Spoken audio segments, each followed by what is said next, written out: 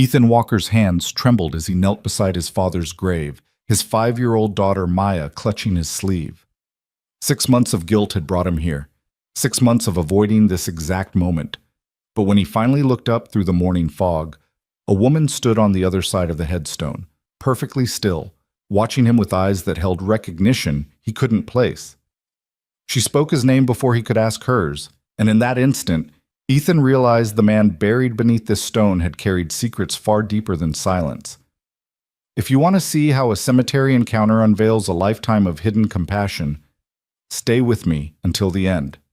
And please, hit that like button and comment with your city so I can see how far this story travels.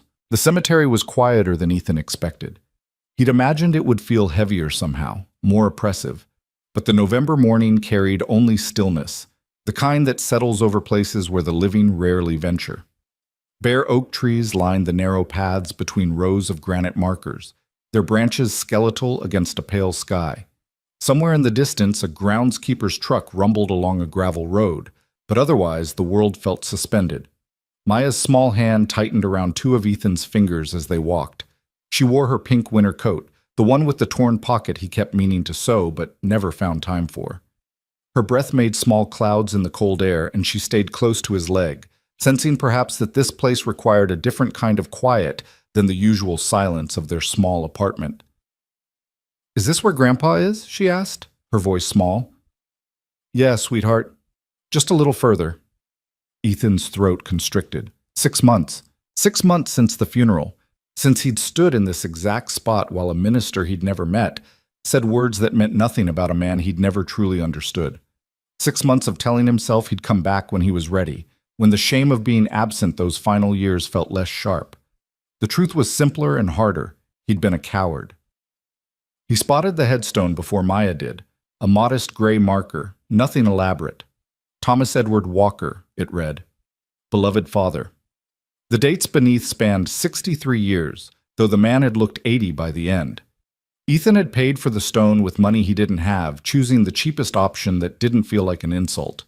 Even now, standing before it, he wondered if his father would have preferred something plainer, less expensive. Thomas Walker had never wanted anything that cost more than necessary. "Can I touch it?" Maya asked. "Of course." She released his hand and approached the stone carefully, running her small fingers over the carved letters of a grandfather she'd met only twice. Ethan's chest ached watching her. Maya had been 3 when Thomas died, too young to remember the quiet man who'd given her a stuffed rabbit at their only Thanksgiving together. Too young to understand that her grandfather had worked himself into an early grave at jobs that paid barely enough to survive. Ethan knelt beside her, one knee pressing into the damp grass. He should have brought flowers. He should have cleaned the stone, which bore faint stains from months of weather. He should have done 100 things differently, starting with the decade he'd spent angry at a man whose only crime had been exhaustion. "I'm sorry, Dad," he whispered, the words catching. "I'm sorry I wasn't there." Maya looked at him with wide brown eyes, her mother's eyes, though Ethan tried not to think about that. "Why are you sad?" "Because I miss him, baby, and because I wish I'd been a better son." She considered this with the solemn gravity only small children could manage. "Grandpa knows you love him." The simplicity of it nearly broke him. He pulled Maya close, pressing his face against her hair, and for a moment allowed himself to feel the full weight of the regret he'd been carrying. His father had died alone in a VA hospital while Ethan was 3 states away, working a shift at the warehouse that couldn't be missed. By the time he'd scraped together gas money and made the drive, Thomas Walker had been gone 12 hours. The last conversation they'd had was 6 months before that. A stilted phone call where Ethan had complained about money and his father had listened in that patient, wordless way that used to drive Ethan crazy. His father never offered advice, never suggested solutions, just absorbed whatever frustration Ethan threw at him and said, "You'll figure it out, son. You always do." Except Ethan hadn't figured it out. He was 32, raising a daughter alone in a 1-bedroom apartment, working 50 hours a week at a job that would never be more than it was. He was becoming exactly what he'd sworn he'd never be, a tired man running in place, unable to give his child anything better than survival, just like his father. The realization settled over him like cold water. He'd spent years resenting Thomas Walker for being ordinary, for accepting a life of struggle without fighting for something more.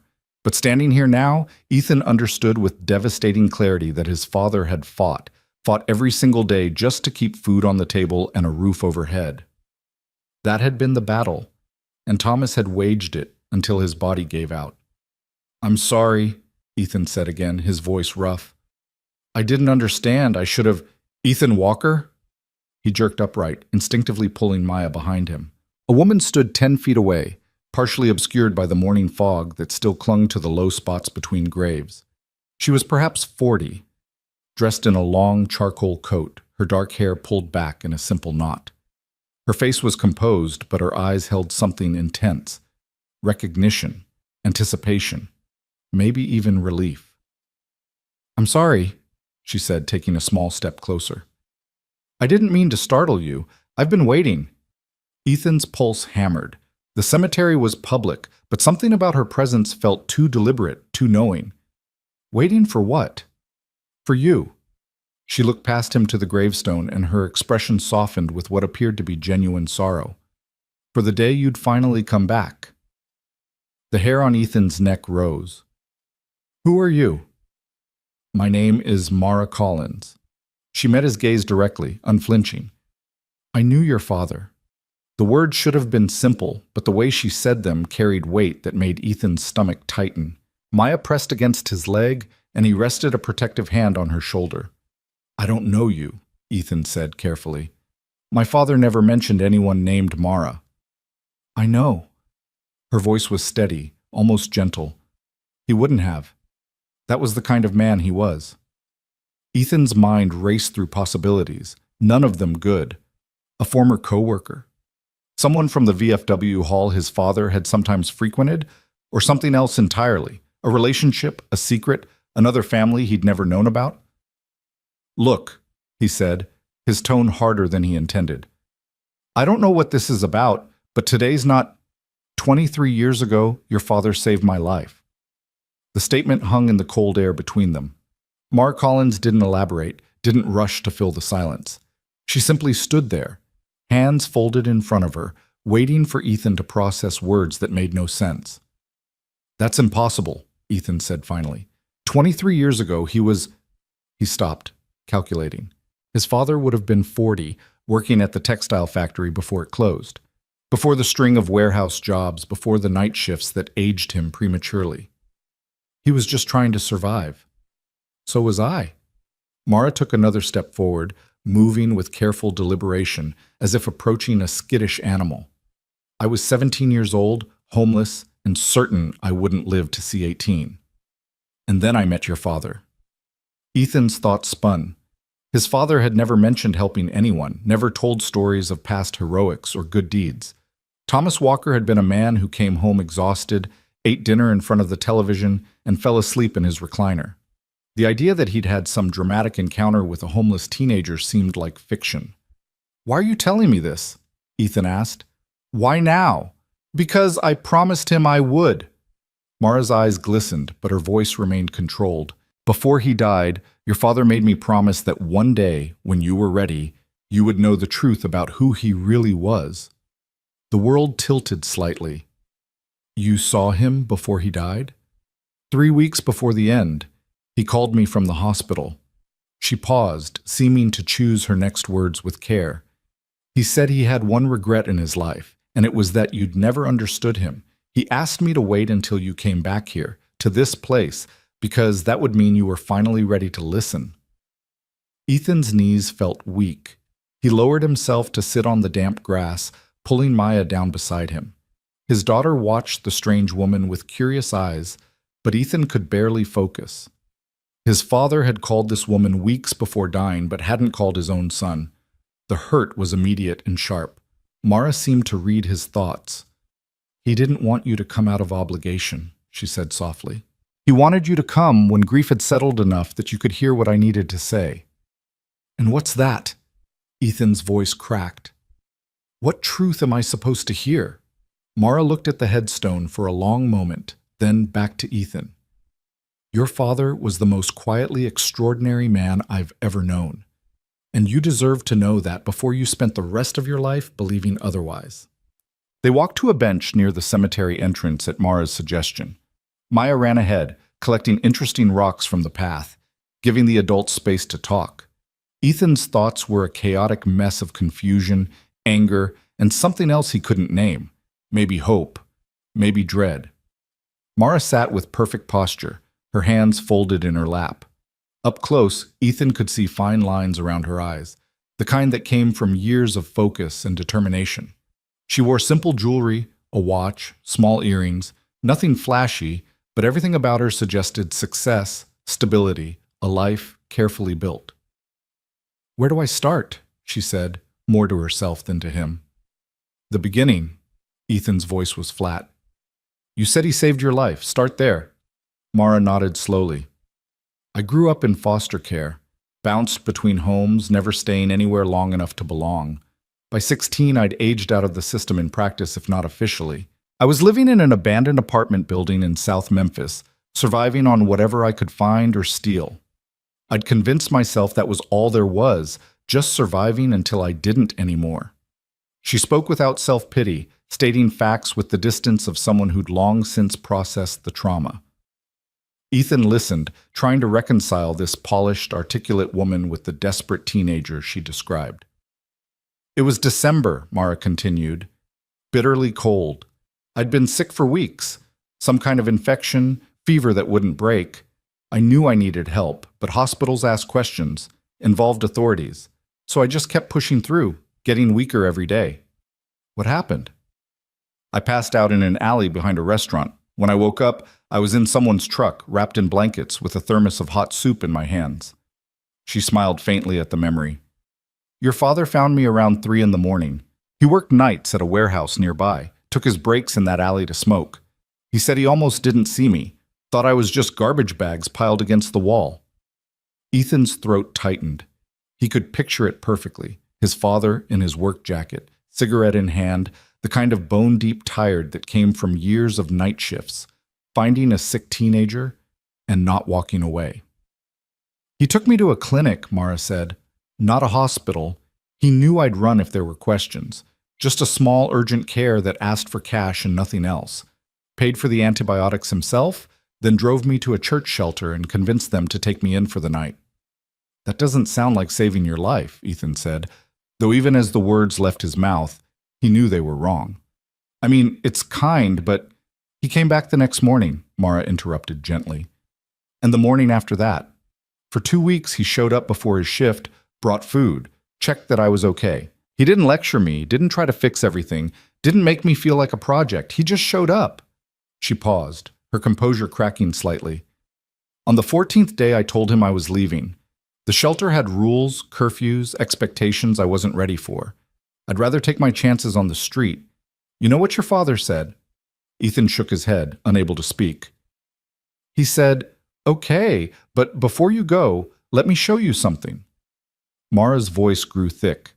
"He took me to a small efficiency apartment, barely more than a room with a bathroom. He'd put down first and last month's rent, stocked the tiny kitchen with basics, left his phone number on the counter. He said, 'This is yours for 60 days, no strings, no obligations. If you want to leave after that, I won't stop you. But you deserve a chance to see what it feels like to not be running.'" Ethan's vision blurred. Maya's laughter drifted from somewhere nearby, a bright sound in the somber morning. He tried to imagine his father, a man who worked brutal hours for barely enough money, spending what must have been weeks of wages on a stranger. Why? The word came out broken. Why would he do that? I asked him the same thing. Mara looked at Ethan directly. He said, "Because everyone deserves someone who shows up, and today, I'm yours." The simplicity of it hit Ethan like a physical blow. His father had never been eloquent, never offered grand speeches or emotional proclamations. But apparently, when it mattered, Thomas Walker had known exactly what to say. "What happened after the 60 days?" Ethan asked. "I stayed." Mara's expression brightened slightly. "Your father kept checking in, not smothering, just present. He helped me get my GED, drove me to the testing center. When I wanted to apply for college, he spent hours at the library helping me fill out financial aid forms, neither of us really understanding what we were doing, but figuring it out together. She shifted on the bench, her gaze distant with memory. He came to my high school equivalency graduation. I didn't have anyone else, but I had him, sitting in the back of that community center, looking exhausted because he'd worked all night, but there anyway. When they called my name, I heard him clap, and I realized something I'd never felt before. Pride. Not his pride in me, though that mattered. My pride in myself, because someone had cared enough to witness it. Ethan pressed his palms against his eyes, trying to hold himself together. This version of his father, engaged, supportive, present, contradicted every memory he had of a man too tired to attend school functions, too worn down to celebrate achievements. You're wondering why he did all that for me, but seemed absent for you, Mara said quietly. Yes. The admission hurt. Because by the time you were growing up, he'd given everything he had to give. Her words were soft but unflinching. Ethan, your father worked himself to exhaustion so you'd never know the desperation I'd known. Every extra shift, every missed event, every moment of exhaustion you witnessed, that was him making sure you had stability, food, a home. He couldn't be two places at once, and he chose your survival over your entertainment. The truth of it settled into Ethan's bones. He'd spent years resenting his father's absence, never considering what that absence had purchased. A childhood where he never worried about homelessness, never went hungry, never doubted there would be heat in winter. His father had carried that weight silently, asking nothing in return. Did he ever... Ethan's voice broke. Did he ever talk about me? About whether he thought I understood? Mara's eyes filled. Every single time I saw him. He was so proud of you, Ethan. So proud that you'd gone to college, even just for a year. Proud that you were raising Maya alone, doing your best. He said you were stronger than he'd ever been because you'd chosen to stay in your daughter's life, even when it was hard. I dropped out, Ethan said bitterly. I'm working the same kind of dead-end job he did. I'm failing just like a... You're not failing, Mara's tone sharpened. You're surviving. You're showing up for your daughter every single day. That's not failure, Ethan. That's courage. Maya ran up to them then, her small hands full of smooth pebbles. Look what I found! Ethan pulled her onto his lap, burying his face in her hair for a moment. When he looked up, Mara was watching them with an expression of deep tenderness. Your father told me something else, she said. In that last conversation, from the hospital. He said, make sure my son knows that the hardest thing I ever did was let him be angry at me. But I'd rather he be angry and safe than understand and struggling. The words broke something in Ethan's chest. His father had known about the resentment, the disappointment, the anger Ethan had carried for years. And he'd accepted it, endured it, chosen it, because keeping Ethan stable mattered more than being appreciated. I don't know what to do with this, Ethan whispered. I can't take it back. I can't tell him I understand now. No, Mara agreed, but you can honor who he was by understanding who you are. You're his son, Ethan. You have his strength, his capacity for quiet sacrifice. Maya will see that, even if she doesn't understand it until she's much older. They sat in silence for a while, watching Maya arrange her pebbles on the bench in some pattern only she understood. The morning had warmed slightly, the fog burning off to reveal weak November sunlight. Finally, Mara spoke again. There's more I need to tell you. Your father didn't just help me find housing and finish school. He stayed in my life. He came to my college graduation, State University, full scholarship. He was there when I defended my master's thesis. He was the first person I called when I got my doctorate. Ethan's head snapped up. Doctorate? In social work. Mara's smile was genuine now. I run a nonprofit that helps homeless youth access education and housing. Your father's approach, showing up without judgment, providing stability without strings, that became the foundation of everything I built. The pieces were sliding together, forming a picture that made Ethan's heart race. How successful is this nonprofit? Very. Mara met his gaze steadily. We operate in 15 cities now. We've helped over 3,000 young people in the last decade, and none of it would exist without your father's example. Ethan's mind reeled. While he'd been viewing his father as ordinary, Unremarkable. Thomas Walker had been quietly changing the trajectory of thousands of lives through one act of compassion that rippled forward. "He never told me any of this," Ethan said. "Never mentioned you, never talked about what he'd done." "Because it wasn't about recognition." Mara's voice was firm. "Your father didn't help me to feel good about himself or to earn praise. He did it because he saw someone suffering and had the power to ease that suffering. That was enough for him. But I should have known." The grief was crushing now.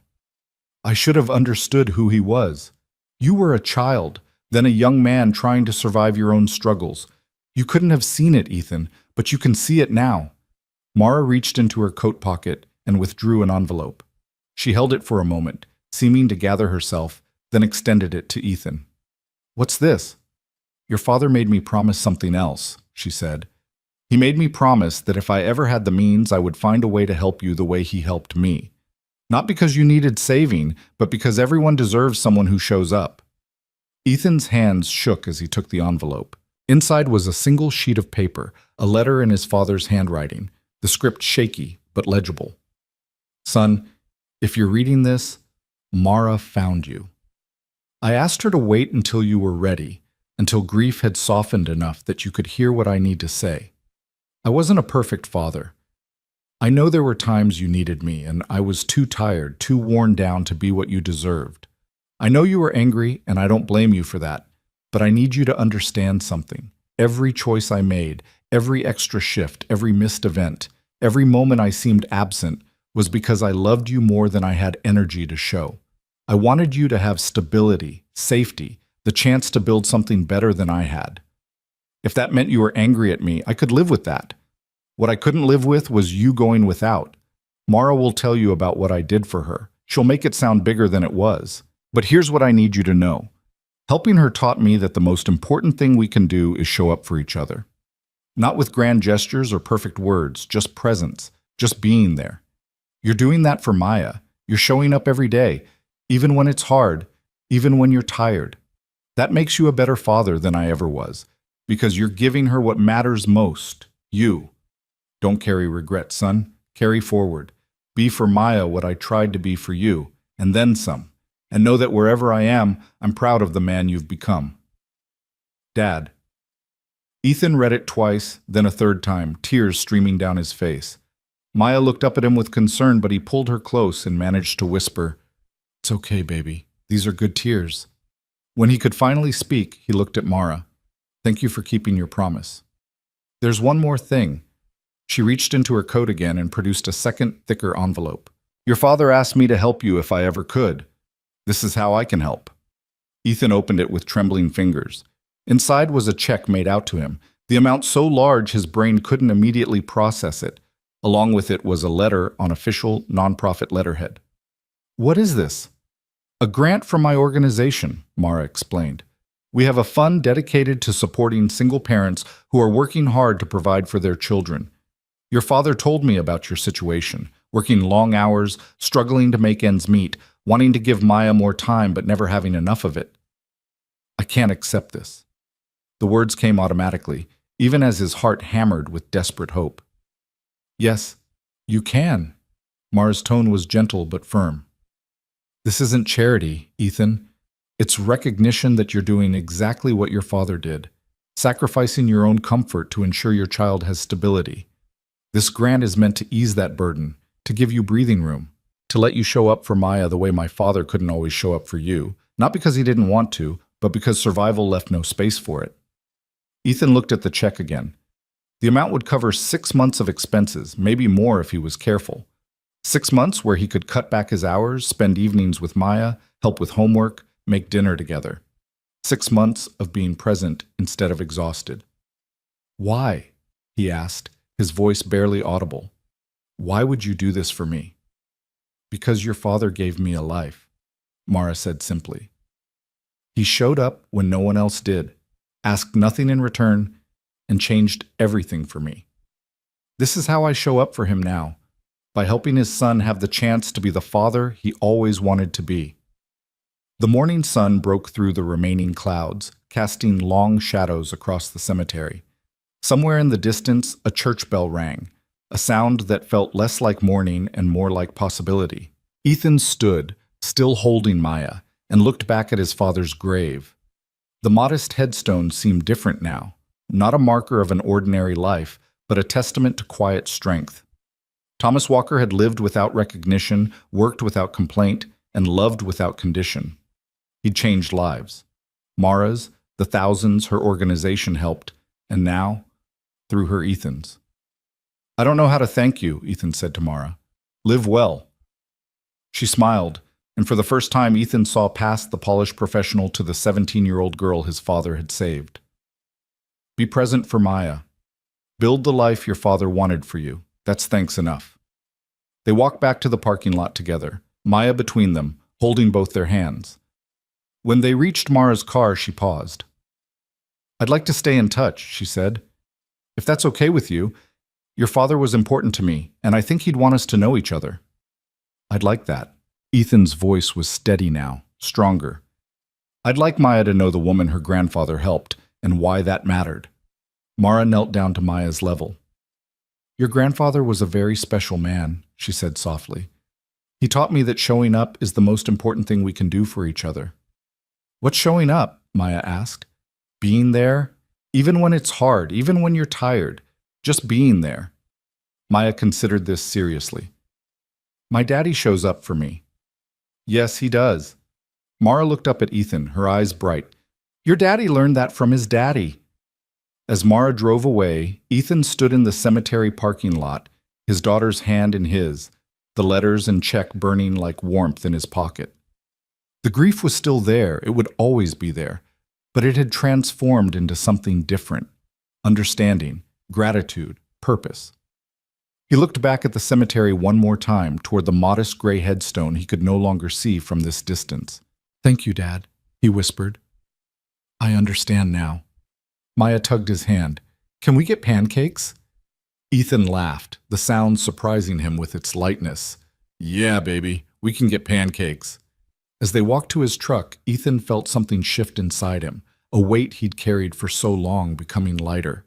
His father hadn't been perfect, hadn't always been present, but he'd done something far more important. He'd shown Ethan what quiet love looked like, what sacrifice meant, what it meant to show up day after day without fanfare or recognition.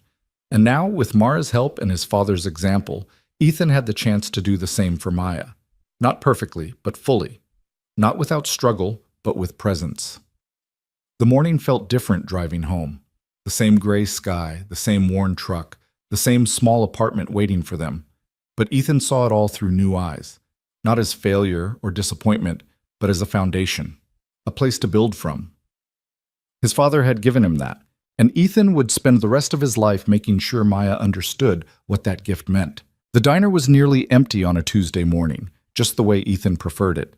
He and Maya sat in their usual booth by the window, the one with the cracked vinyl seat that nobody else seemed to want.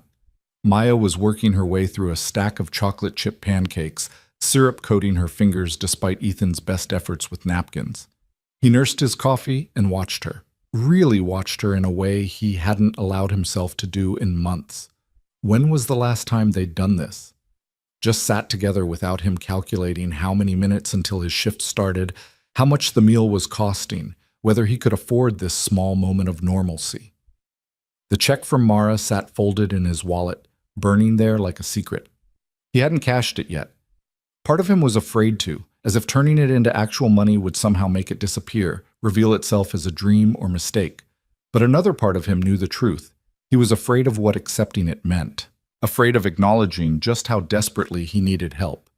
"Daddy, you're not eating," Maya observed, pointing her fork at his untouched eggs. "Just thinking, sweetheart." "About Grandpa?" The question caught him off guard. Maya had been quiet during the drive from the cemetery, processing in whatever way 5-year-old minds processed grief and revelation. Now her eyes held that same serious quality they'd had when she touched the headstone. "Yeah," Ethan admitted, "about Grandpa, and about some things I didn't know about him." The lady said he was special. He was, very special. Maya swirled a piece of pancake through the syrup lake on her plate. "Do you think he can see us? From heaven?" Ethan's throat tightened. They'd avoided specific theological discussions, partly because Ethan himself didn't know what he believed, partly because explaining death to a child felt impossible. But Maya's question wasn't really about religion. It was about connection, about whether love persisted beyond loss. "I think," Ethan said carefully, "that the things he taught me, the way he loved me, that's still here. So in a way, yeah, he can see us, through me." Maya seemed satisfied with this answer. She returned to her pancakes while Ethan's mind drifted back to the cemetery, to Mara's words, to his father's letter. "Every choice I made was because I loved you more than I had energy to show." His phone buzzed. A text from Marcus, his supervisor at the warehouse. "You coming in today or what? Got 3 guys out sick, need bodies on the floor." Ethan's jaw tightened. He'd requested the morning off 2 weeks ago, had it approved in writing. But at Premier Logistics, approved time off meant nothing if they were short-staffed. He'd learned that lesson repeatedly over the past 3 years. Your life, your needs, your family emergencies were all secondary to the floor running smoothly. He typed back, "Requested off. Coming in at 2 for regular shift." The response was immediate. "Need you at noon. Cover or don't bother coming back." Ethan stared at the message, anger building in his chest. This was the game they played, the constant leverage they held over workers who couldn't afford to lose their jobs. Show up when we demand or lose everything. Your daughter's breakfast, your father's grave, your basic human dignity, all negotiable, all secondary to productivity. His finger hovered over the keyboard. A week ago, he would have typed, "I'll be there," without hesitation, would have rushed Maya through her meal, dropped her at the neighbor's apartment, driven 15 miles over the speed limit to punch in early, would have swallowed the humiliation and the anger because he had no choice, but the weight in his wallet changed the math. "I'll be there at 2 as scheduled," he typed. "See you then." He put the phone face down on the table, his hand shaking slightly. Maya looked up at him with syrup-sticky curiosity. "Everything okay?" "Yeah, baby. Everything's okay." It was the first time in 3 years he'd believed those words. The check cleared on Wednesday. Ethan stood at the ATM, watching the deposit confirmation print out, his heart hammering. The money was real. The account balance showing on the screen was real. For the first time since Maya was born, he had a buffer between his family and catastrophe. He sat in his truck in the bank parking lot for 20 minutes, just breathing. The logical part of his brain was already making lists, past due utilities, Maya's winter clothes she'd outgrown, the transmission problem he'd been ignoring. But another part, the part that sounded like his father's voice, said something different. "This is breathing room. Don't spend it all holding your breath." His phone rang. Marcus. "You're off the schedule, his supervisor said without preamble. Ethan's stomach dropped. "What?" "You refused a direct order to cover a shift. That's insubordination. We're letting you go." "I had approved time off. I came in for my regular shift, which we no longer needed you for. Final paycheck will be mailed." The line went dead. Ethan sat frozen, the phone still pressed to his ear. Fired. 3 years of showing up early, staying late, covering every shift they'd demanded, and it ended with a 30-second phone call. The familiar panic started to rise. Rent due in 2 weeks, insurance, groceries. How would he explain this to Maya? And then stopped. He had 6 months of expenses in his account. 6 months to find something better. 6 months where desperation wouldn't force him to accept the first terrible option available. The panic receded, replaced by something unexpected. Relief. He drove to Maya's school, arriving an hour before pickup. The elementary school parking lot was mostly empty, just a few other early parents sitting in their cars. Ethan watched the building, thinking about all the school events he'd missed, all the parent-teacher conferences he'd skipped because his schedule wouldn't allow them. When was the last time he'd been able to pick Maya up without rushing, without checking his watch every 30 seconds? When the doors opened and children started streaming out, Ethan was waiting by the fence. Maya spotted him immediately, her face transforming with surprise and delight. "Daddy, you're here!" She ran to him, backpack bouncing, and he scooped her up even though she was getting too big for it. She wrapped her arms around his neck and squeezed. I thought Mrs. Chen was picking me up, she said. Not today. Today it's me. Can we go to the park? Ethan thought about the applications he should be filling out, the job search he needed to start immediately, the responsible adult things that demanded attention. Then he thought about his father, working himself to exhaustion, so Ethan would have stability, missing moments that could never be recovered. Yeah, he said. We can go to the park. They spent 2 hours at the playground, longer than Ethan could remember spending anywhere that didn't involve work or errands. Maya conquered the climbing structure, made friends with 2 other kids, and convinced Ethan to push her on the swings until his arms ached. He sat on a bench afterward, watching her play, and felt something unfamiliar settle over him, presence. He wasn't mentally calculating his next shift, wasn't worried about being late, wasn't divided between here and elsewhere. He was just here, watching his daughter be 5 years old. His phone buzzed with a call from an unknown number. He almost ignored it, then reconsidered. Hello? Ethan, it's Mara Collins. Oh, hi. He straightened on the bench, suddenly self-conscious. I was going to call you. The check cleared. I don't know how to thank you enough. I'm glad. That's actually why I'm calling. Her voice carried that same calm authority it had at the cemetery. I wanted to check in, see how you're doing with everything. I know it was a lot to process. It was. It is. Ethan watched Maya slide down the spiral slide, her delighted shriek carrying across the playground. I lost my job today. There was a pause. I'm sorry. What happened? He explained about the shift, the ultimatum, the phone call. Saying it out loud made it feel more real, but somehow less catastrophic than it should have felt. How are you feeling about it? Mara asked. Honestly? Relieved. The admission surprised him. That's wrong, isn't it? I should be panicking. Why is relief wrong? Because I have a daughter to support. Because responsible adults don't feel good about losing their income. Responsible adults also don't stay in situations that demean them. Mara's tone was gentle but firm. Your father would have understood that.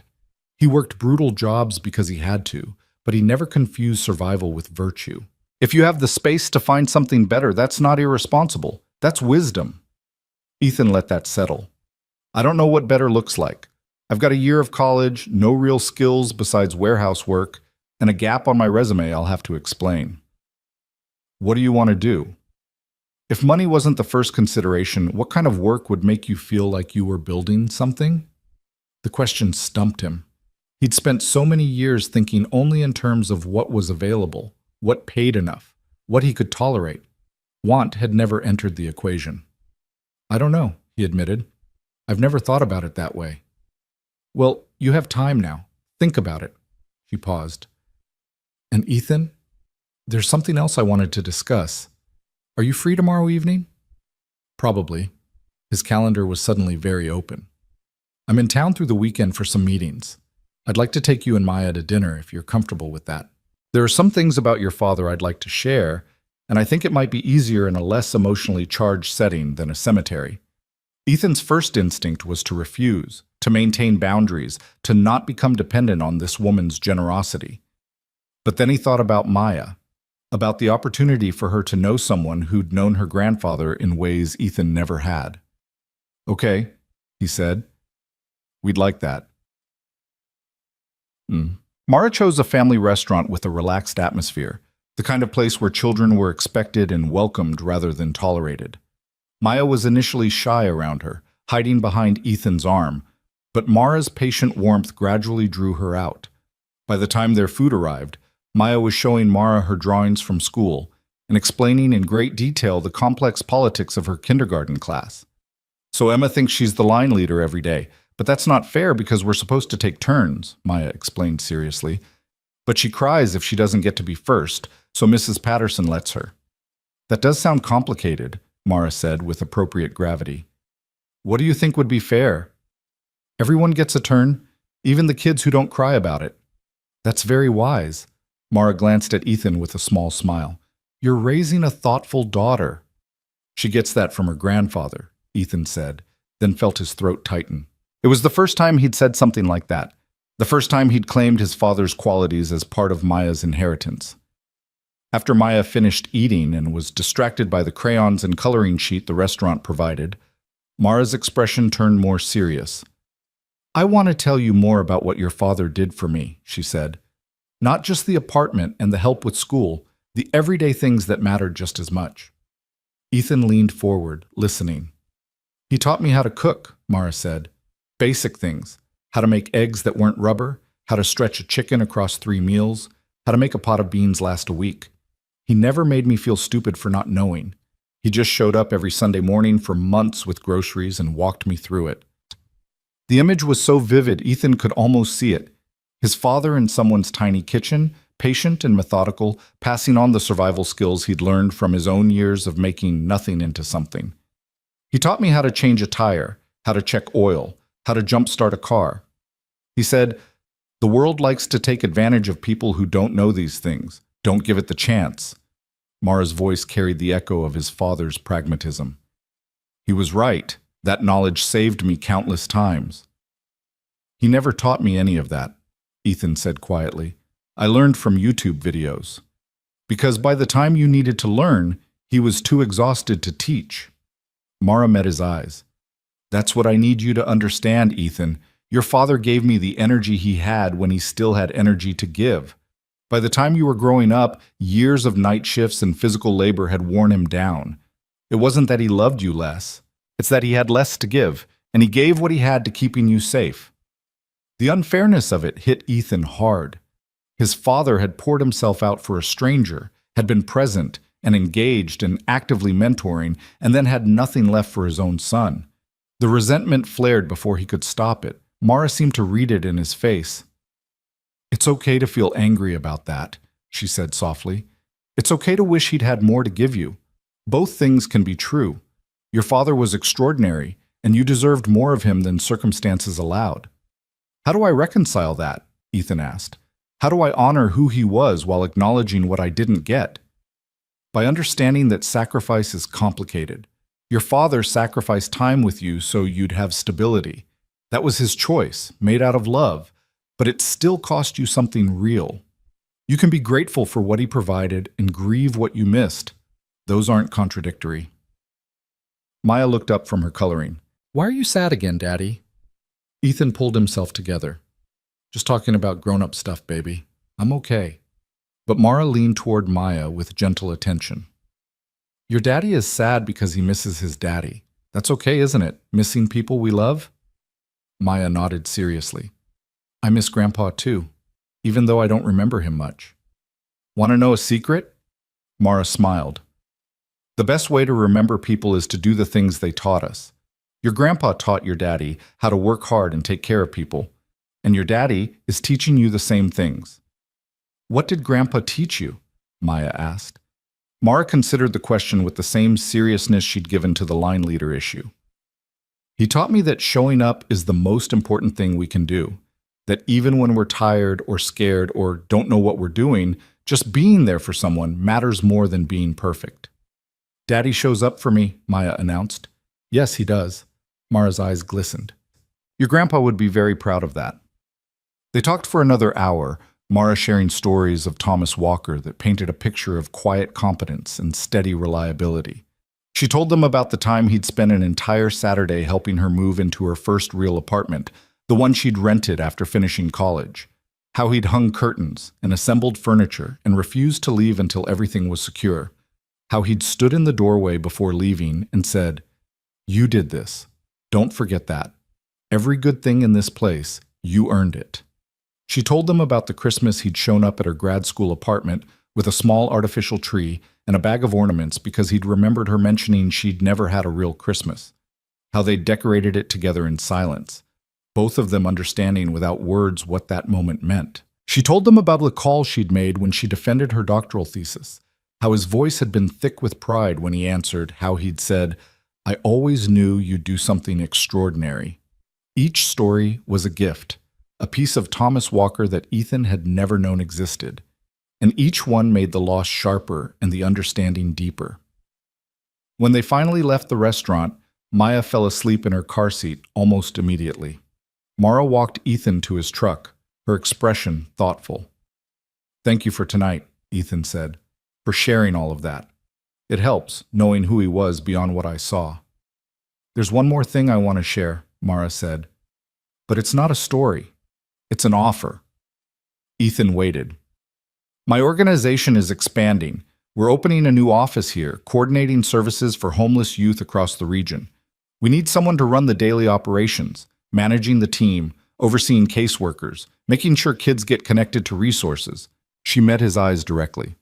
I'd like you to consider applying for the position. Ethan's mind went blank. I don't have any qualifications for that kind of work.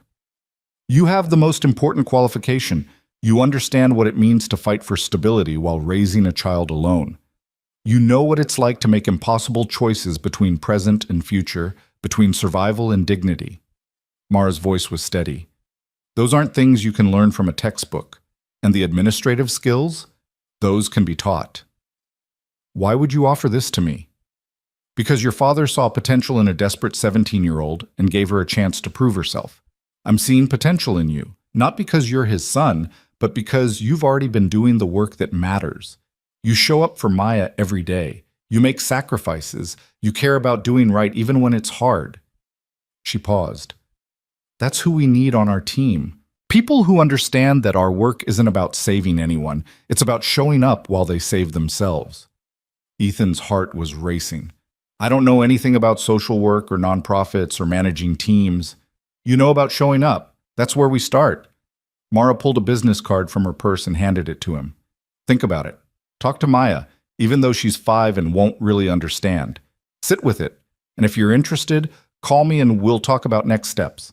He took the card, his hands unsteady. What if I'm not good at it? What if you are? Mara smiled. Your father took a chance on me when every reasonable person would have said I was a bad bet. I'm taking a chance on you. Not because I think you'll be perfect, but because I think you'll care about getting it right. That's more valuable than experience. She said goodnight and walked to her car, leaving Ethan standing in the parking lot holding a business card that represented a future he'd never imagined. Through the truck window, he could see Maya sleeping peacefully, her small face relaxed and trusting. His father had worked himself into an early grave at jobs that never saw his value, never recognized his worth. Had died exhausted and unappreciated, leaving nothing but a modest headstone and a son who'd spent years misunderstanding him. But Thomas Walker had also changed the trajectory of a desperate teenager's life, had invested in her future when he had almost nothing to invest, had shown her what it meant to see potential in people that others overlooked. And now that investment was returning in ways his father could never have predicted, offering Ethan something he'd never thought possible: meaningful work, stability, and the chance to carry forward the quiet legacy his father had built. Ethan got into the truck carefully, not wanting to wake Maya. He sat there for a long moment, Mara's business card in one hand, his father's letter folded in his wallet. I'll try, Dad, he whispered to the darkness. I don't know if I can do it, but I'll try. In the rearview mirror, Maya stirred slightly, mumbling something in her sleep. Ethan watched her, feeling the weight of responsibility and possibility settling over him in equal measure. His father had shown up for Mara when she needed it most. Mara had shown up for him when he didn't even know help was possible. Now it was Ethan's turn to show up, for Maya, for the young people he might help, for the legacy his father had left without ever knowing its full reach. He started the engine and headed home, the business card propped against the dashboard, catching the streetlight like a promise. The apartment looked different in morning light without the pressure of rushing to a shift. Ethan stood at the kitchen counter, coffee cooling in his hand, watching dust motes drift through the sun streaming past the half-broken blinds. Maya was still asleep, her small form curled under the donated comforter decorated with faded princesses. They had 3 hours before school started. 3 hours that didn't belong to a warehouse or a supervisor's demands. 3 hours that were just theirs. He picked up Mara's business card for the 100th time since last night, running his thumb over the embossed lettering. New Horizons Youth Services, Director of Regional Operations. The title alone felt impossibly distant from anything he'd ever imagined for himself. He'd barely finished a year of community college before Maya's mother left, and survival became the only goal that mattered. Management positions were for people with degrees and clean resumes, not for single fathers who'd just been fired from a warehouse job. But Mara's words kept circling back. You know about showing up. That's where we start. His phone rang, shattering the quiet. He glanced at the screen, expecting another recruiter from some staffing agency, but the number was local and unfamiliar. Hello? Is this Ethan Walker? The voice was female, professional, slightly rushed. Yes. My name is Patricia Chen. I'm your daughter's kindergarten teacher. Ethan's stomach dropped. Is Maya okay? Did something happen? Oh no, nothing like that. I'm sorry, I should have led with that. Mrs. Chen's tone softened with apology. Maya is fine. I'm actually calling because I wanted to speak with you about something I've noticed, and I thought it might be easier to discuss before parent-teacher conferences next month. Okay. Ethan's mind raced through possibilities. Behavioral problems, academic struggles, some issue he'd been too distracted to notice? Maya is an exceptionally bright child, Mrs. Chen began. Her reading comprehension is well above grade level, and her ability to problem solve is really remarkable for her age. But I've noticed she's been struggling socially. She tends to isolate herself during free play, and when the other children try to include her, she withdraws. Ethan closed his eyes. Of course Maya was struggling. How could she not be? A father who worked constantly, no extended family, moving twice in 3 years because of rent increases. Stability was something he provided financially but couldn't quite manage emotionally, and his daughter was paying the price. I've tried talking to her about it, he said, his voice tight. She just says she likes playing alone. That may be part of it, but I've also noticed she seems tired most mornings, and she's mentioned a few times that she wishes she could see you more. Mrs. Chen paused delicately. I'm not trying to judge your situation, Mr. Walker. I know you're working hard. I just thought you should know what I'm observing. The familiar shame washed over him. The same shame his father must have felt every time a teacher mentioned Ethan's father missing school events, not volunteering for field trips, being unreachable during work hours. The shame of knowing your best still isn't enough. I appreciate you calling, Ethan managed. I've actually just... My work situation changed. I'm going to have more time with her now. That's wonderful. Mrs. Chen sounded genuinely pleased. She's a special child, Mr. Walker. She just needs to feel secure enough to let that show. After they hung up, Ethan sat at the kitchen table, the business card still in his other hand. Maya needed him present, not just physically there, but emotionally available. She needed a father who wasn't exhausted and preoccupied, who could help with homework and hear about her day and notice when she was struggling. The job Mara offered could give him that. Regular hours, meaningful work, the chance to model something beyond survival. But accepting it meant trusting that he was capable of more than he'd believed about himself for years. It meant believing he deserved the opportunity.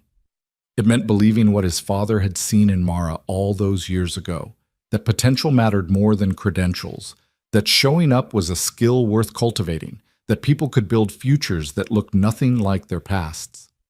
He picked up his phone and dialed before doubt could stop him. Mara answered on the second ring.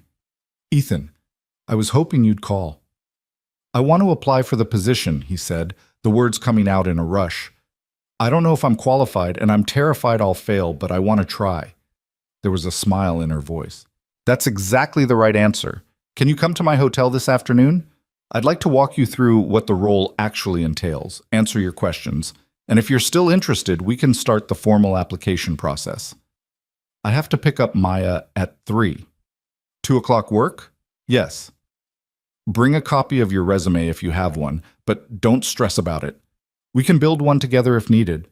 She paused. Ethan? I'm really glad you're doing this. After he hung up, he stood there for a moment, letting the decision settle. Then he went to wake Maya, ready to start the morning without rushing for the first time in longer than he could remember. Maya noticed immediately. Over breakfast, she kept watching him with curious eyes, as if trying to figure out what was different.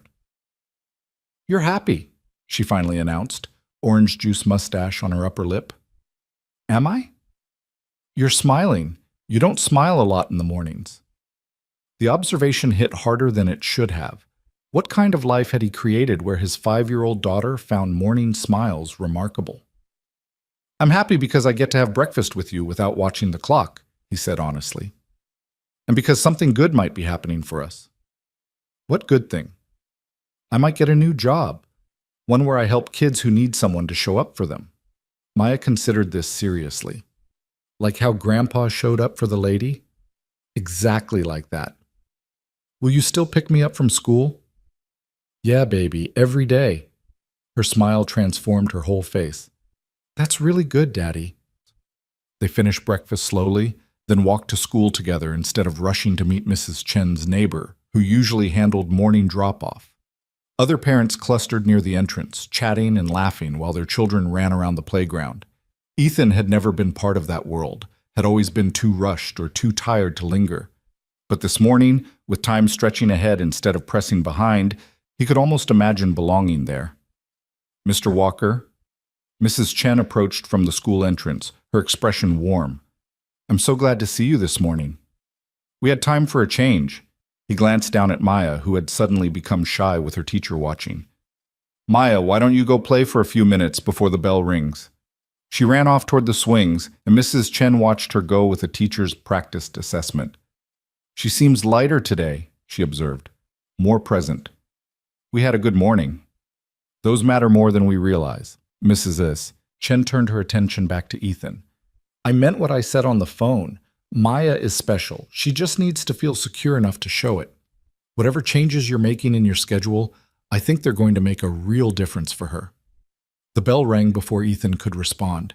He watched Maya line up with her class, saw her wave enthusiastically at him, and felt something shift in his chest. This is what his father must have wanted for him. Not material success or impressive achievements, but presence. The ability to show up for the people who needed him. He waved back until Maya disappeared into the building, then headed to his truck with 2 hours to kill before meeting Mara. Instead of going home, he drove to the cemetery. The morning was clearer than his last visit, the November sun weak but determined. He found his father's grave easily this time, the path already familiar. Someone had left a small bouquet of flowers. Mara, probably. The gesture touched him more than it should have. Ethan sat on the damp ground beside the headstone, not caring about the wet grass soaking through his jeans. He'd come here 6 months ago for the funeral and felt nothing but guilt. He'd come here a few days ago and felt overwhelming regret. But today, sitting in the pale sunlight, he felt something different. Connection.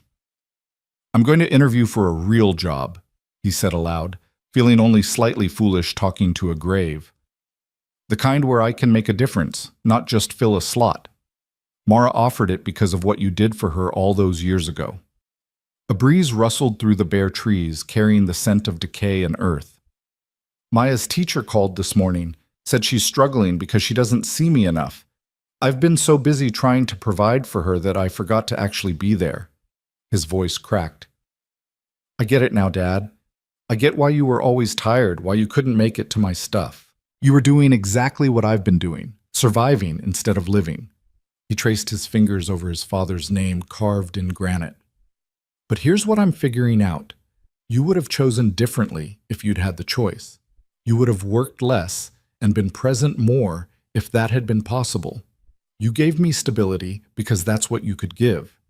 Now I have a chance to give Maya something more. Stability and presence. Because of you. Because of what you started with Mara. The words hung in the cold air. Ethan sat there for a long time, not praying exactly, but communicating something important to the man who'd shaped him in ways he was only beginning to understand. I'm scared I'll fail, he admitted finally. I'm scared I'm not smart enough or educated enough or good enough for this opportunity. But I'm going to try anyway, because you taught me that showing up matters more than being perfect. You taught Mara that, and she taught me, and now I'm going to teach Maya.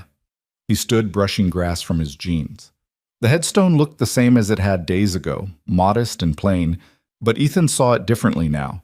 Not as a marker of an ordinary life, but as evidence of impact that rippled forward in ways his father could never have predicted. Thank you, he said simply, for everything you didn't know you were teaching me. The hotel lobby was nicer than any place Ethan usually had reason to visit. Gleaming marble floors, leather furniture, a chandelier that probably cost more than a year of his rent. He felt immediately out of place in his best jeans and the button-down shirt he'd ironed himself, waiting nervously near the elevators while sleek business people moved around him with purpose and confidence. Mara appeared exactly at 2, dressed in a sharp gray suit that matched the professional surroundings perfectly, but her smile was warm and genuine when she spotted him. Right on time. I appreciate that. She gestured toward a quiet seating area. Let's talk here. The meeting rooms feel too formal for what I have in mind. They settled into facing chairs, and Mara pulled out a leather portfolio. Before we get into the specifics of the position, I want to understand what you're hoping for. Not what you think I want to hear, but what would actually make this opportunity meaningful for you. Ethan hadn't expected the question. Honestly, I want to stop feeling like I'm just surviving. I want Maya to have a father who's present, not just providing. And I want to do work that matters, that helps people the way you help people. Those are good goals, but they're also somewhat abstract. Let me ask it differently. What makes you angry about the world? The question caught him off guard. What? What injustice or unfairness makes you genuinely angry? The kind of anger that motivates action, not just resentment. Mara leaned forward slightly. In my experience, the best people in this field are driven by something personal, something they've experienced or witnessed that they refuse to accept as inevitable. Ethan thought about it. Kids growing up thinking they're not worth investing in. Kids who work hard and do everything right but still can't get ahead because the system is rigged against them. Parents who sacrifice everything and still can't give their children stability. His voice grew rougher. The idea that some people matter and some people are just disposable. That your value is determined by your credentials or your address or how much money your parents had. Mara nodded slowly. Your father felt the same way. That's why he helped me.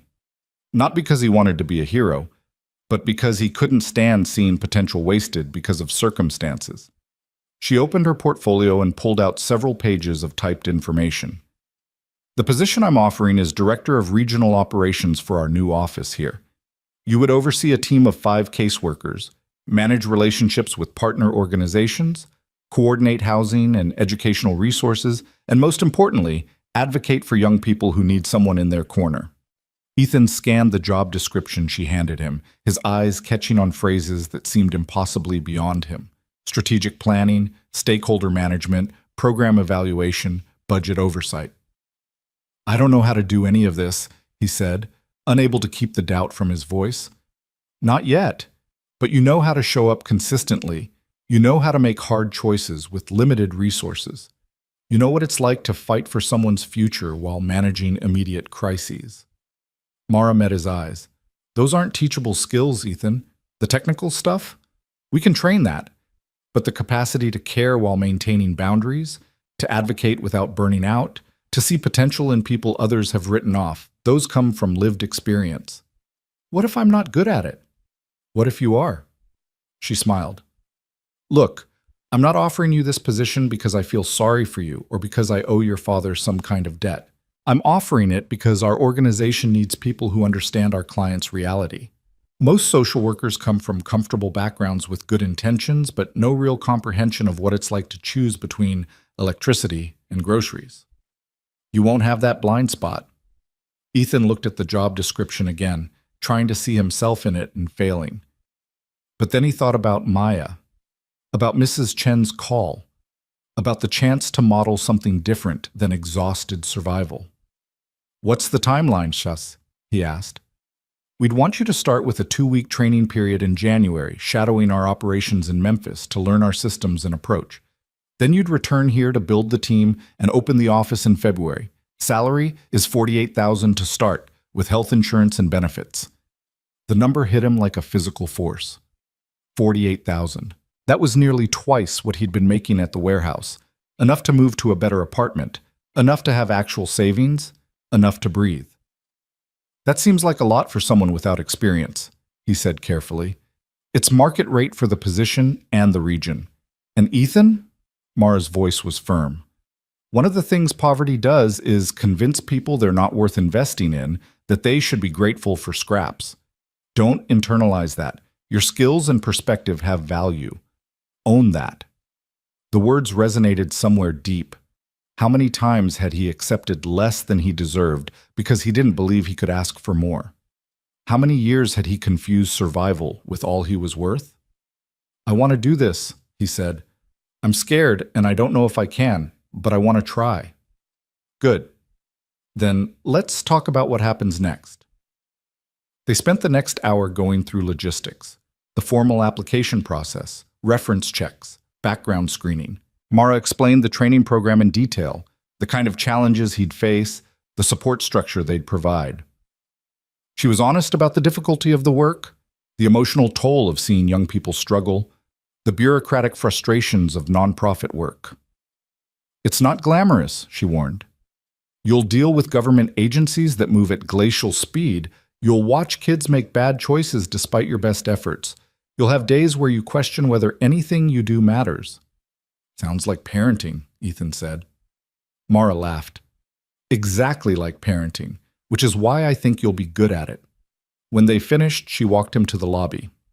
Fill out the application tonight. List me as a reference, obviously, but also include your daughter's teacher, Mrs. Chen, right? Ethan blinked. How did you know her name? I called the school this morning to ask about Maya's experience there. Mrs. Chen spoke very highly of you, by the way. Said you're clearly devoted to your daughter despite difficult circumstances. Mara smiled at his shocked expression. I told you this isn't charity. I do my homework before hiring anyone. I wanted to know if the person I was seeing matched what others saw. And Mrs. Chen confirmed what I already believed. You show up for Maya even when it's hard. That's the quality we need. They shook hands at the lobby entrance, and Ethan walked to his truck feeling like he was moving through a dream. 2 weeks ago, his entire world had been the warehouse, exhaustion, and the slow grind of never having enough. Now he was holding a job description for a position that could change everything, not just financially, but fundamentally. He had an hour before Maya's school let out. Instead of going home, he drove to the public library and asked for help using the computers. The librarian, a patient older woman named Susan, showed him how to access the online application and even helped him format a basic resume. What's the job? She asked while they worked. Director of Regional Operations for a youth services nonprofit. Susan's eyebrows rose. That's impressive. What's your background in social services? I don't have one. I've been working warehouses for the past few years. Before that, I did a year of community college before I had to drop out. So why are they considering you? Ethan thought about how to answer that. Because I understand what it's like to need someone in your corner, and because I learned from someone who was really good at showing up when it mattered. Susan smiled. Sometimes that's the most important qualification. They finished the application together, Susan helping him translate his warehouse experience into relevant skills, team coordination, conflict resolution, inventory management that could apply to resource allocation. When they were done, Ethan sat back and stared at the screen. You're hesitating, Susan observed. Second thoughts? I just keep thinking there's some mistake, that I'm not actually qualified for this, and when they realize it, they'll take it back. Or, Susan said gently, you could trust that the person offering you this job knows what they're looking for, and they found it in you. Ethan clicked submit before he could overthink it further. The confirmation message appeared on screen, official and final. He'd done it. Whatever happened next, at least he'd tried. Maya burst out of school at 3 with her usual energy, but today she stopped when she saw Ethan waiting by the fence instead of Mrs. Chen. You came again. Every day from now on, he promised, scooping her up. How was school? Good. We learned about weather, and I got to help Mrs. Chen with the calendar, and Emma let me be line leader even though it wasn't my turn. The words tumbled out in that breathless way children had when they were excited. Can we go to the park again? How about we go home and make dinner together instead? I was thinking maybe we could try making spaghetti. Maya's face lit up. Really? Can I help with the sauce? You can be in charge of the sauce. They drove home talking about her day, about the book she wanted from the library, about whether they should get a fish for a pet. Normal conversation that Ethan had been too distracted to really engage in for months.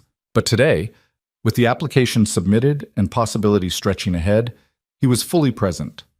In their small kitchen, they worked together making dinner. Maya stood on a chair at the counter, stirring the jarred sauce Ethan had doctored with garlic and herbs, explaining to him in great detail the correct way to stir so it didn't splash. Ethan boiled pasta and listened, really listened, to his daughter's running commentary on kindergarten politics and playground dynamics. "Daddy?" Maya said while they ate, tomato sauce on her chin. "Are you still sad about Grandpa?" "Sometimes," Ethan said honestly, "but also happy." "How can you be both?" "Because I'm sad he's gone, but happy I'm learning about who he really was, and happy that the good things he did are still helping people." Maya absorbed this. "Is that why you might get the new job? Because of the good things Grandpa did?" "Yeah, baby, that's exactly why." "Then I'm happy too." She returned to her spaghetti with the easy satisfaction of childhood. The conversation resolved to her satisfaction. Later, after Maya was asleep, Ethan sat on their small balcony in the cold November air, his father's letter in his hands. He'd read it so many times he had it memorized, but tonight the words hit differently. "Every choice I made was because I loved you more than I had energy to show." His father had worked himself to exhaustion to give Ethan stability. Now Ethan had the chance to give Maya both stability and presence, to break the cycle of exhausted survival that had defined both his and his father's lives. That opportunity existed because Thomas Walker had shown up for a desperate teenager 23 years ago, expecting nothing in return. And that act of compassion had created ripples that were still expanding. His phone buzzed with an email notification. Mara. Application received. First interview scheduled for Monday at 10 a.m. with our board. Be yourself, tell the truth, and remember that you belong in that room. Your father would be proud. I already am. Ethan read it twice, letting the words settle. Monday was 4 days away. 4 days to prepare, to doubt, to convince himself this was real. 4 days to practice believing he was worth the opportunity. He looked out at the city lights, thinking about his father working night shifts while Ethan slept, coming home exhausted to an empty apartment, choosing survival over comfort for decades. Thinking about Mara, 17, and certain she wouldn't live to 18, finding hope in a stranger who showed up when no one else did. Thinking about Maya, 5 years old, and learning what it meant to have a father who was present. The cold air bit at his face, but Ethan stayed outside watching the stars emerge through the city's light pollution. Somewhere out there, his father's legacy was still unfolding, still creating possibility in places Thomas Walker would never see. And Ethan was part of that now, carrying it forward not perfectly, but honestly. "I'll make you proud, Dad," he whispered to the night. "I'll show up, for Maya, for the kids I might help, for the example you set. I'll show up." The wind picked up, carrying the promise forward into the darkness. And for the first time in longer than he could remember, Ethan believed his own words. The weekend passed in a blur of nervous preparation and second-guessing. Ethan borrowed a suit jacket from Marcus, his former supervisor who'd called to apologize for the firing and admitted corporate had pressured him into it. The jacket was slightly too big in the shoulders, but it would have to do. He practiced answers to interview questions he found online, feeling foolish talking to himself in the bathroom mirror while Maya played in the living room. Every rehearsed response sounded wooden and false, nothing like the authentic conversation he'd had with Mara at the hotel. Sunday evening, he gave up on preparation entirely and took Maya to the cemetery one more time. The sun was setting earlier now, casting long shadows across the headstones. Maya held his hand as they walked, not asking questions this time, just being present in the quiet space where her grandfather rested. "I have my interview tomorrow," Ethan said to the headstone, feeling less self-conscious about talking to it now. For the job helping kids like Mara was. "I'm terrified I'll mess it up, say the wrong thing, prove I'm not qualified." Maya squeezed his hand. "You'll do good, Daddy." "How do you know?" "Because you're good at helping people. You help me every day." The simple logic of it made Ethan's throat tight. He knelt down to Maya's level. "You know what, baby? You're right. I do know how to help you. Maybe that's enough." They stayed until the last light faded from the sky, then drove home through streets decorated with early Christmas lights. Ethan hadn't thought about the holidays approaching, hadn't had the mental space to consider gifts or traditions. But looking at Maya's profile illuminated by passing streetlights, he felt a surge of hope that this year might be different. This year, maybe they could have something more than survival. Monday morning arrived with cold rain that matched Ethan's anxiety. He dropped Maya at school, her enthusiastic hug, and whispered, "Good luck, Daddy," steadying his nerves slightly. Then he drove to the address Mara had provided, his borrowed jacket hanging in the back seat, his palms sweating despite the November chill. The building was modest, a renovated warehouse in a transitional neighborhood. A hand-painted sign reading New Horizons Youth Services hung above the entrance. Ethan sat in his truck for 5 minutes, trying to calm his racing heart. He thought about his father driving to work every night, exhausted but determined. He thought about Mara at 17, sick and alone, finding the courage to accept help. He thought about Maya, trusting him to show up. He got out of the truck and went inside. The reception area was warm and lived in, with mismatched furniture and walls covered in artwork clearly created by the young people they served.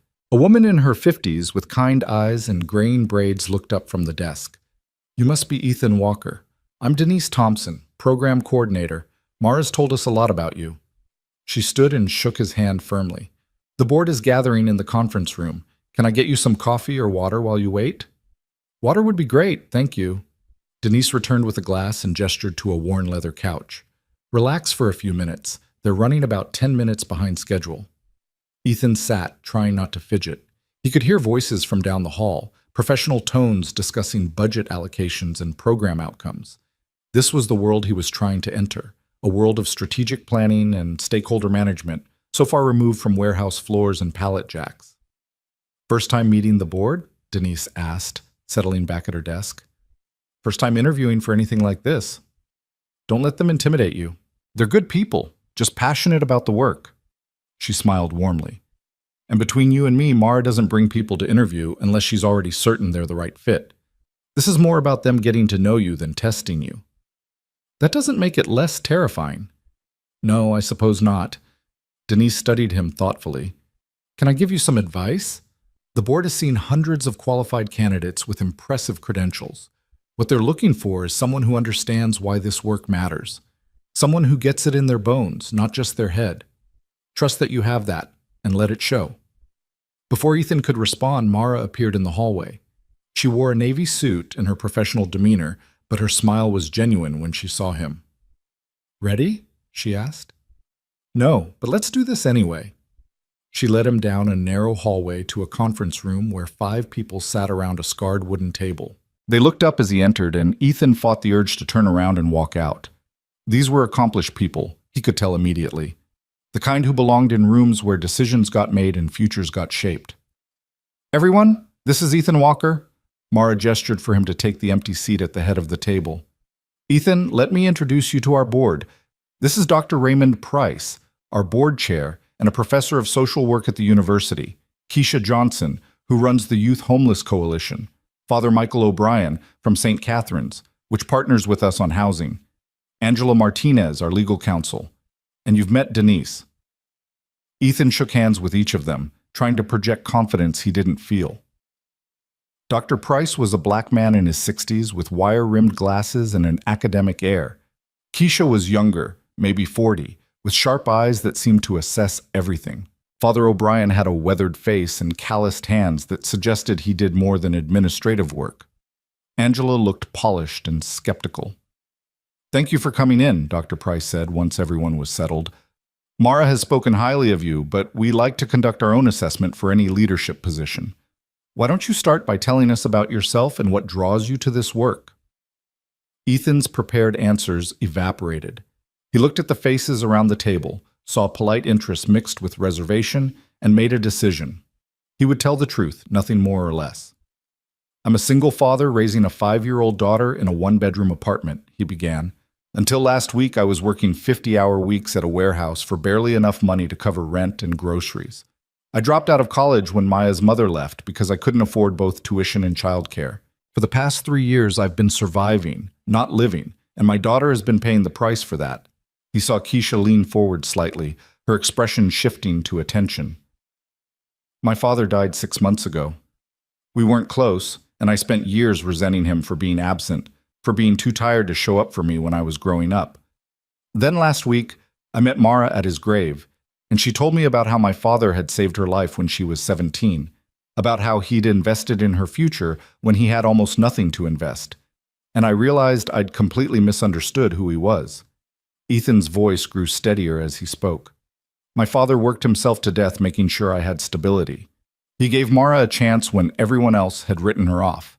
He showed up, consistently and without recognition, because he believed people were worth investing in. That's the legacy he left, and it's the reason I'm sitting here. What makes you think you're qualified for this position? Angela asked, her tone professional but pointed. You have no background in social services, no management experience, no relevant degree. You're right, I don't have those things. Ethan met her gaze directly. What I have is lived experience that most social workers only understand theoretically. I know what it's like to choose between electricity and groceries. I know what it's like to need help and be too proud to ask for it. I know what it feels like when someone shows up consistently, without judgment, and believes in your potential. That's personal connection, not professional qualification, Angela pressed. It's both, Keisha interjected. The kids we serve can smell inauthenticity from a mile away. They've been failed by enough well-meaning professionals with impressive credentials and no real understanding.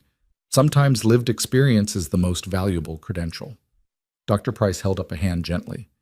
Let's hear more from Ethan. What do you see as the biggest challenges facing homeless youth? Ethan thought about Mara's story, about the teenager who'd been certain she wouldn't survive.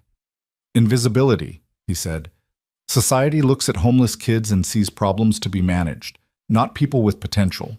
They internalize that. They start believing they're disposable, that their struggles are personal failures rather than systemic issues. The biggest challenge is breaking through that internalized worthlessness and helping them see themselves as valuable. How would you address that in this role? Father O'Brien asked, his voice gentle. By showing up, consistently, without judgment, with genuine belief in their capacity. Ethan's thoughts clarified as he spoke. Not as a savior or a fixer, but as someone who sees them and refuses to look away.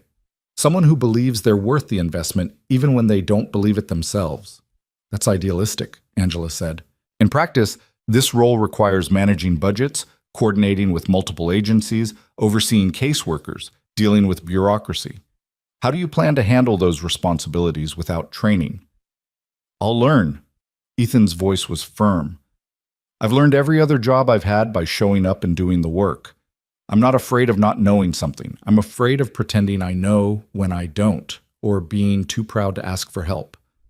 Mara spoke for the first time since the introductions. I'd like to share something with the board, if I may. She looked around the table. When I was 17, homeless and sick, Ethan's father found me in an alley. He didn't have a degree in social work. He didn't have training in trauma-informed care. What he had was the capacity to see a suffering person and respond with consistent, practical compassion. She paused, her voice growing thick. He paid for my medical care, secured housing, showed up every morning for 2 weeks to make sure I was okay. He taught me basic life skills, helped me navigate systems I didn't understand, and most importantly, he believed I was worth that investment. Everything I've built, every person this organization has helped, exists because a man with no credentials looked at a disposable kid and decided she mattered. The room was silent. Dr. Price cleared his throat softly. That's a powerful testimony, he said. But Mara, you're asking us to hire someone for a leadership position based on potential rather than proven ability. How do we know he won't fail? We don't, Mara said simply, just like we don't know any candidate won't fail. But what I know about Ethan is that he shows up for his daughter every day despite impossible circumstances. He makes sacrifices.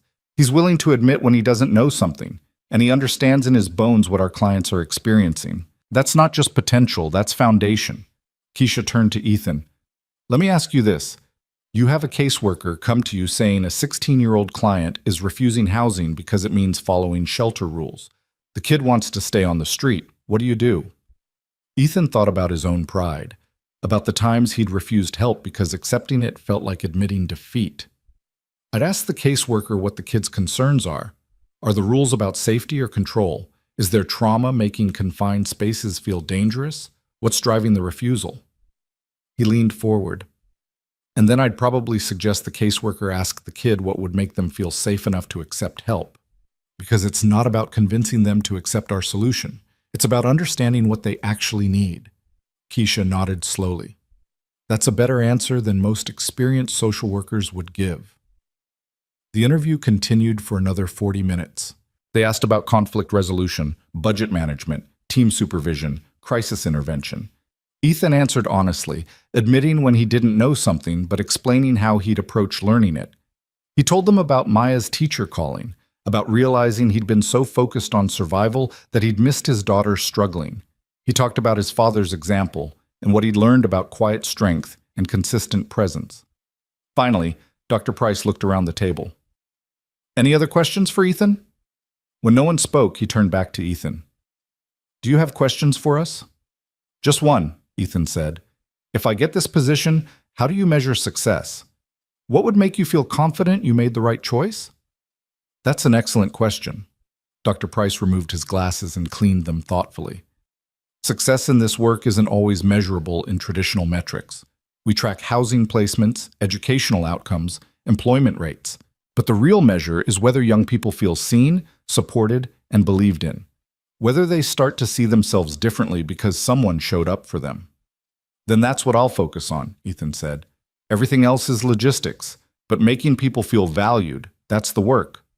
Dr. Price smiled for the first time. Thank you, Ethan. We'll be in touch within 48 hours. Mara walked him out to the lobby. You did well, she said quietly. Really well. Angela hates me. Angela is skeptical of everyone. It's her job as legal counsel to poke holes.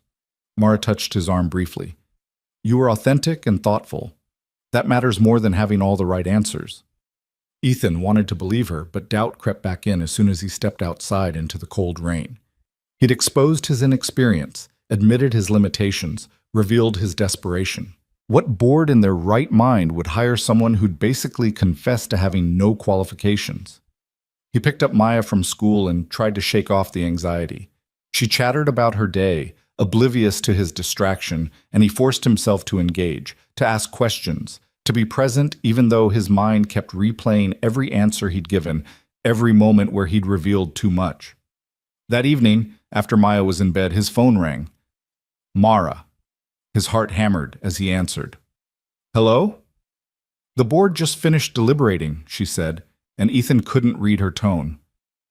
They'd like to offer you the position, contingent on successful background check and references. The words didn't make sense at first. What? You got the job, Ethan. Now he could hear the smile in her voice. The vote was unanimous.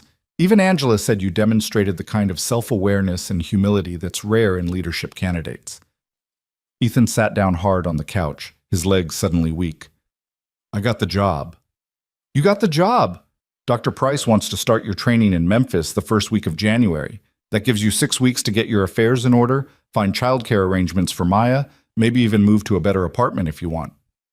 I can't believe this. Believe it. You earned it. Mara's voice grew softer. Your father would be so proud, Ethan. I wish he could see this. After they hung up, Ethan sat in the dark living room trying to process what had just happened. 6 weeks ago, his father had been dead 6 months, and Ethan had been grinding through another warehouse shift, certain his life would never be more than it was.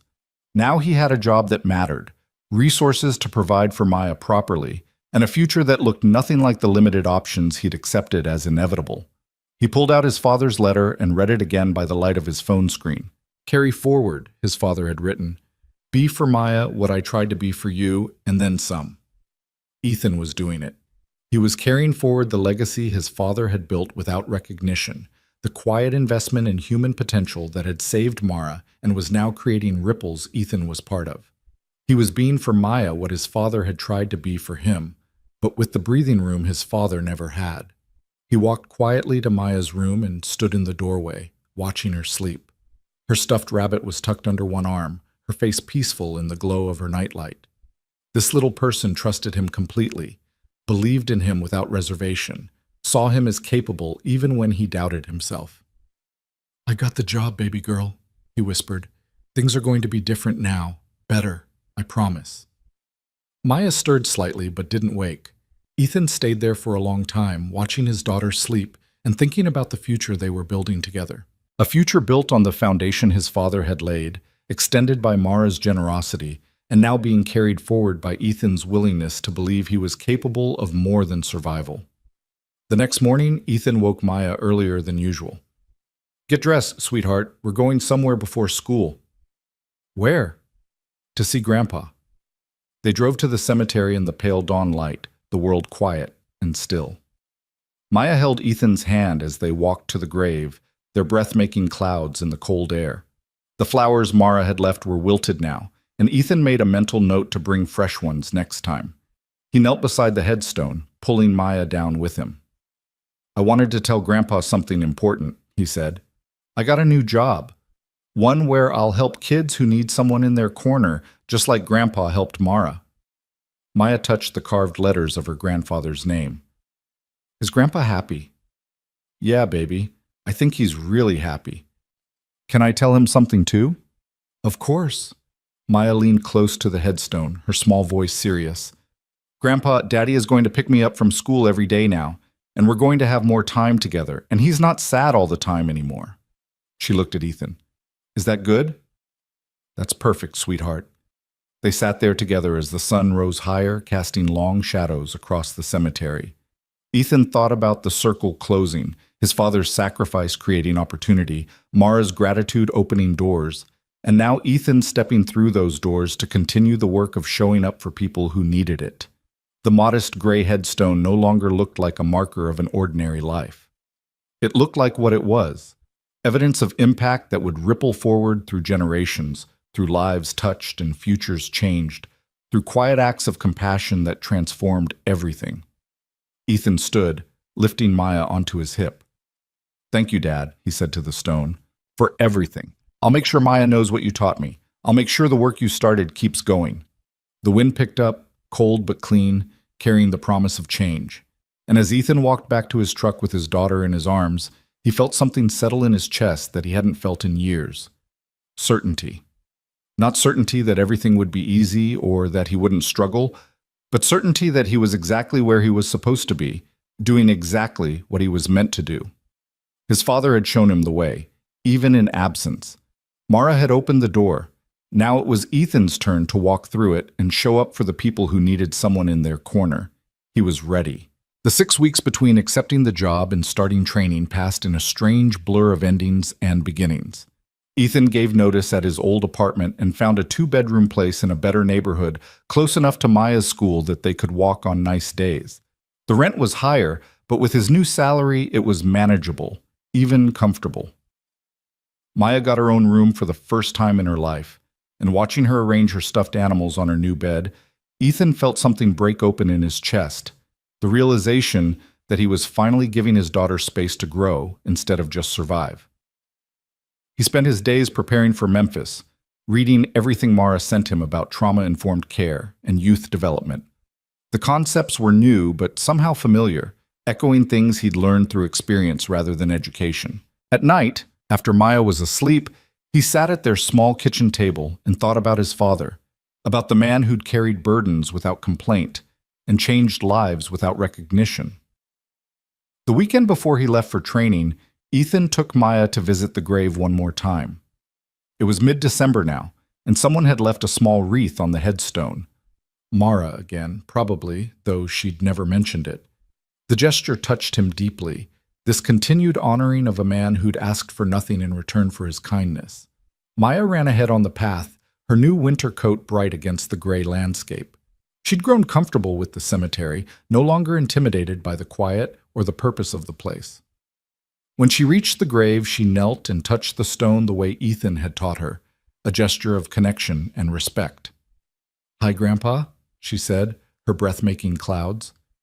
"Daddy's going away for 2 weeks to learn how to help kids. But then he's coming back and we're going to have pizza night every Friday."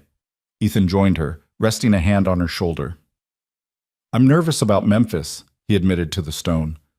"About whether I can actually do this work, whether I'm fooling myself thinking I'm capable. But I keep remembering what you did for Mara, how you didn't let inexperience stop you from showing up, so I'm going to try." They stayed until Maya got cold, then drove home through streets decorated for holidays Ethan could actually afford to celebrate this year. He'd already bought presents for Maya, small things mostly, but chosen with thought and time rather than grabbed in desperation at the last minute. The shift from survival to stability was still disorienting, the absence of constant financial panic leaving space he didn't quite know how to fill. That evening, Mrs. Chen called. "I wanted to check in before the holiday break," she said. "Maya seems like a completely different child these past few weeks. She's engaging with other students, participating in class, just lighter somehow. Whatever changes you've made at home, they're working." "I'm just more present," Ethan said. "Finally have the time to actually be her father instead of just providing for her." "It shows. She talks about you constantly now, how you pick her up every day, how you help with homework, how you're going to have a job helping kids like her grandfather did." Mrs. Chen's voice was warm. "You should be proud of yourself, Mr. Walker. Not every parent makes the changes necessary for their child to thrive." After they hung up, Ethan sat with the phone in his hand, letting her words settle. He'd spent so many years convinced he was failing Maya, replicating his father's exhausted absence. But maybe he'd been wrong about that too. Maybe his father hadn't failed him any more than Ethan was failing Maya. Maybe they'd both been doing the best they could with the resources available, and that was enough. More than enough. Memphis was colder than Ethan expected. He arrived on a Sunday evening in early January, checking into the modest hotel Mara's organization had arranged. His room overlooked a busy street, the unfamiliar sounds of a different city filtering through thin walls.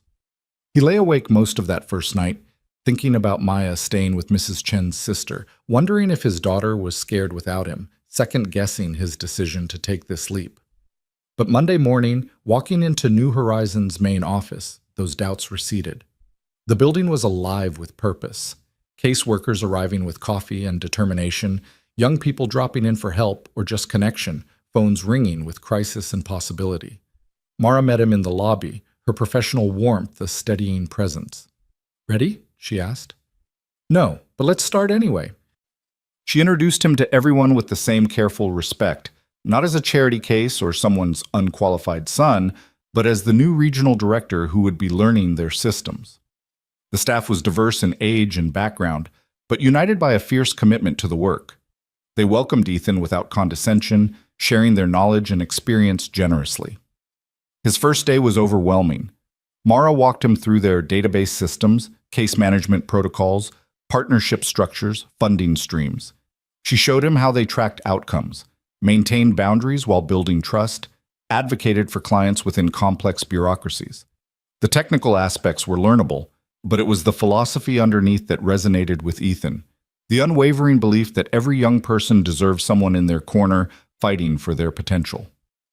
On Tuesday, he shadowed a caseworker named James, a man in his 30s who'd aged out of foster care himself. They visited a shelter where several clients lived, and Ethan watched James interact with the teenagers there, firm but kind, holding them accountable while respecting their autonomy. One kid, a 16-year-old named Marcus, who reminded Ethan painfully of himself at that age, was refusing to attend the GED classes the shelter required. "I'm not going to beg you," James said, sitting across from Marcus in the shelter's common room, "but I'm going to ask you what you're afraid of." "I'm not afraid of anything," Marcus shot back, all teenage bravado. "Everyone's afraid of something, failure usually, looking stupid in front of people." James leaned forward slightly. "But you know what's scarier than failing a test? Being 40 years old and wondering what you could have been if you'd tried." Ethan watched Marcus's face shift, saw the defenses crack just slightly. It was the same approach his father must have used with Mara. Honest, direct, refusing to accept excuses while also refusing to give up. "What if I try and I'm not good at it?" Marcus asked quietly. "Then you keep trying. Being not good at something yet isn't the same as being incapable." James stood. "Classes start again next week. I'll pick you up Monday morning. You don't have to be ready. You just have to show up." After they left, Ethan asked James how he knew when to push and when to back off. "You don't always," James admitted, "but you learn to read people, to understand what they need, even when they can't articulate it themselves. Marcus needs someone who won't let him quit on himself. Someone else might need space and autonomy. The work is figuring out which is which." The days blurred together in the best way. Ethan observed intake assessments, budget meetings, crisis interventions, partnership negotiations. He met dozens of young people navigating impossible circumstances with courage that humbled him. He saw the gap between what they needed and what systems provided, understood viscerally why this work mattered so desperately. Every night he called Maya, their conversations a lifeline. She told him about school and the books Mrs. Chen's sister was reading to her and how she missed him but was okay. He told her about the kids he was meeting, about learning how to help people, about how Grandpa's example was guiding everything he learned. "When you come home, can we go to the cemetery again?" Maya asked one evening. "Of course. Why?" "Because I want to tell Grandpa about the kids you're helping. I think he'd like to know." Ethan's throat tightened. "Yeah, baby. I think he would too." By the end of the first week, Ethan's brain was full to bursting with information, and his heart was full of purpose. On Friday evening, Mara took him to dinner at a quiet restaurant near his hotel. "How are you holding up?" she asked over pasta that reminded Ethan of the simple meals he made with Maya. Overwhelmed, inspired, terrified, all of it at once. "That's the right combination," Mara smiled. "If you weren't terrified, I'd worry you didn't understand the stakes. If you weren't inspired, you'd burn out in 6 months. Did you feel this way when you started?" "Every single day for the first year, still do sometimes."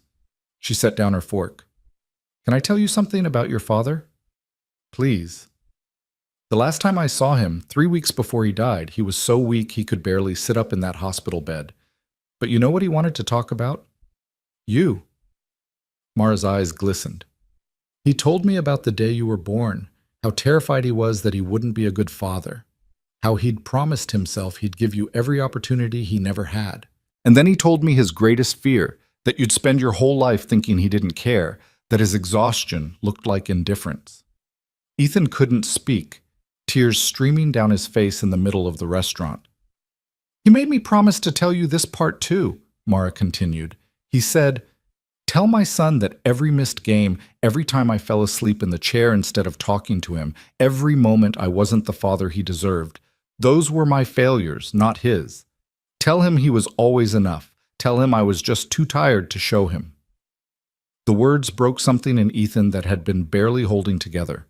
All the years of resentment, all the anger at his father's absence, all the belief that he hadn't mattered enough. It dissolved in the face of this truth. His father had cared desperately. He'd just been too exhausted to express it, too worn down by survival to have energy left for connection. "Thank you," Ethan managed. "Thank you for telling me. He loved you so much, Ethan. Everything he did for me was partly because he hoped someone would do the same for you if you ever needed it. He was investing in a world where his son would be supported, even if he couldn't provide that support himself." They sat in silence for a while, letting the weight of revelation settle. Finally, Mara spoke again. "You're doing beautifully with the training, by the way. The staff keeps telling me how thoughtful you are, how you ask the right questions, how you actually listen when people talk. That's not a skill we can teach. That's who you are." The second week focused on practical application. Ethan worked directly with caseworkers, helping manage their caseloads, observing client meetings, participating in team discussions. He was given a shadow budget to manage, fictional scenarios to navigate, role-playing exercises that tested his judgment and boundaries. On Wednesday, a real crisis emerged. One of their long-term clients, an 18-year-old named Destiny, who'd been successfully housed for 6 months, showed up at the office in tears. Her landlord was evicting her on dubious grounds, and she had nowhere to go. Ethan sat in on the meeting with Destiny and her caseworker, watching how they navigated the immediate crisis while also addressing the underlying fear. "We're not going to let you end up on the street," the caseworker promised. "But I need you to trust the process, even when it's scary." After Destiny left with a temporary shelter placement and a plan for legal support, Ethan asked the caseworker how she stayed hopeful when setbacks happened constantly. "Because setbacks aren't failure," she said. "Destiny came to us instead of disappearing. She trusted us enough to ask for help. A year ago, she would have just vanished. That's progress, even if it doesn't feel like it." The perspective shifted something in Ethan's understanding. Success wasn't linear. It was showing up consistently, building trust brick by brick, celebrating small movements forward even when the overall picture still looked challenging. On his last day in Memphis, Mara called him into her office. "I wanted to give you something before you head home," she said, handing him a worn journal with a leather cover. Your father gave this to me when I finished my master's degree. He said every person doing important work should document their journey so they could look back and see how far they'd come. Ethan opened it carefully. The first page had an inscription in his father's handwriting. To Mara, you've already come so far. Keep going. Keep showing up. The world needs people like you. I've filled most of it over the years, Mara said. Reflections on cases, lessons learned, moments that mattered. But I want you to have it now. Start your own documentation. Track your growth. And when you doubt yourself, which you will, read what your father wrote. Remember that he believed in potential, not perfection. Ethan held the journal like the precious thing it was, a direct connection to his father's voice, to the man who'd changed Mara's life and was now changing his. I'll take care of it. I know you will. Mara came around the desk and hugged him, the gesture both professional and genuinely affectionate. You're ready, Ethan. Go home to Maya and start building something that would make your father proud. The flight home felt different than the flight out. Ethan was still nervous about the responsibility ahead, still unsure if he could live up to the opportunity. But he was also certain of his purpose, grounded in his father's example, connected to a legacy of quiet compassion that was now his to carry forward. Maya was waiting at Mrs. Chen's sister's house when Ethan arrived, and she launched herself into his arms with such force he staggered backward. You're home! I'm home, baby. He buried his face in her hair, breathing in the familiar scent of her strawberry shampoo. I missed you so much. Did you learn how to help kids? I learned how to start learning. It's going to take a long time to get good at it. That's okay. Grandpa would say, showing up is what matters. Ethan pulled back to look at his daughter's face, seeing wisdom there that seemed beyond her years. When did you get so smart? I was always smart. You just have more time to notice now. They went home to their new apartment, and Ethan made them grilled cheese sandwiches while Maya told him everything that had happened in his absence. The normalcy of it was precious, this simple domesticity that had been impossible when he was working warehouse shifts and too exhausted to be present. After Maya was asleep, Ethan sat at the kitchen table with the journal Mara had given him. He opened to a blank page and began to write. Starting this job feels like stepping into a river already flowing. Dad, you started this current when you helped Mara, and now I'm part of it. I'm scared I'll mess up, that I won't be good enough, that I'll let down the kids who need someone in their corner. But I'm going to show up anyway. That's what you taught Mara, and she taught me, and I'm teaching Maya. Showing up is the work. He wrote for an hour, documenting his training, his fears, his hopes. And as he wrote, he felt his father's presence not as absence but as foundation, the bedrock of belief that people mattered, that investment in human potential created ripples that extended far beyond what any single person could see. The next week, Ethan started his new position officially. The office was smaller than Memphis, just 3 caseworkers to start, and Denise managing administration. But the need was just as urgent, the young people just as deserving. Ethan threw himself into learning their systems, building relationships with partner organizations, understanding the landscape of youth homelessness in his region. His first solo client meeting was with a 17-year-old named Jasmine, who'd been referred by a school counselor. She sat across from him in the small office, arms crossed defensively, eyes challenging him to judge her. I don't need help, she said before Ethan could speak. My counselor made me come, but I'm fine. Ethan thought about Marcus in Memphis, about the bravado that covered fear. He thought about his own years of refusing help because accepting it felt like admitting defeat. Okay, he said simply, you don't need help. But since you're here anyway, can I ask what's going on? The unexpected response made Jasmine blink. What? You're here. We've got 30 minutes. Might as well talk about something. Ethan leaned back in his chair, trying to project calm rather than authority. What's your situation right now? Slowly, guardedly, Jasmine began to talk. She was couch surfing with friends, had been kicked out of her mother's apartment 3 months ago. She was still attending school, still working part-time at a fast food place, still trying to graduate. But she was exhausted and scared and running out of couches.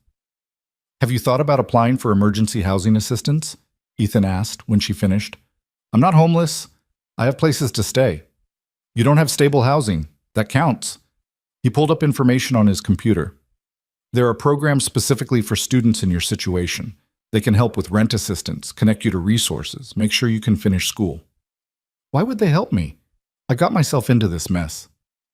Did you? Ethan met her eyes. Did you choose to be born into a difficult situation? Did you choose whatever circumstances led to being kicked out? Or are you just trying to survive circumstances you didn't create? Jasmine's tough exterior cracked slightly. It feels like giving up if I ask for help. It's actually the opposite. Asking for help is how you keep going when things get hard. It's how you survive long enough to build something better. Ethan thought about Mara, about his father's words to her. Everyone deserves someone in their corner. Today I'm yours if you want me to be. By the time Jasmine left, she'd agreed to apply for housing assistance and come back next week. It wasn't a transformation, wasn't a miracle, but it was a start, a small movement towards stability. And Ethan understood that was how the work actually happened. One conversation at a time, one decision at a time, one moment of showing up at a time. The weeks turned into months. Winter gave way to early spring, and Ethan settled into rhythms that felt sustainable rather than exhausting. He picked Maya up from school every day, helped with homework, made dinner together. On weekends, they visited the cemetery, Maya chattering to her grandfather's headstone about school and friends, while Ethan stood quietly, feeling connected to something larger than himself. The job was hard in ways he hadn't anticipated. The emotional weight of hearing story after story of struggle, the frustration of systems that moved too slowly, the heartbreak of kids who couldn't be reached no matter how consistently he showed up. But it was also rewarding in ways that made the difficulty worthwhile. Jasmine got housing and graduated.